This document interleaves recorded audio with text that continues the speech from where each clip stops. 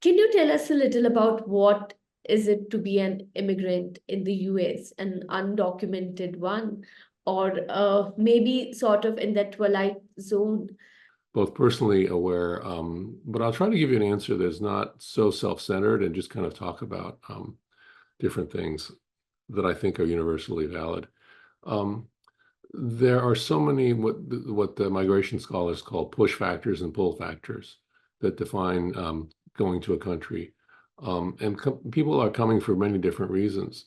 One of the things we're seeing in the on the southern border, but throughout the world, are people who are moving because of very bad, very dire circumstances in their home countries.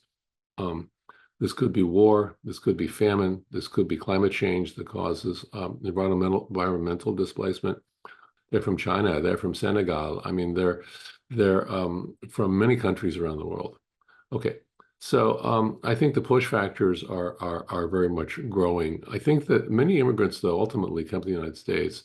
I mean, I know this sounds, very sort of like cliche, but I mean, I think they come because they continue to see the United States as a land of opportunity.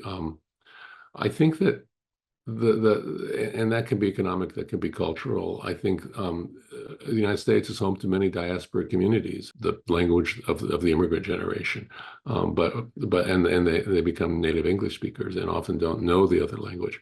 But I think that being an immigrant in the United States, um, it has been a process both culturally and economically.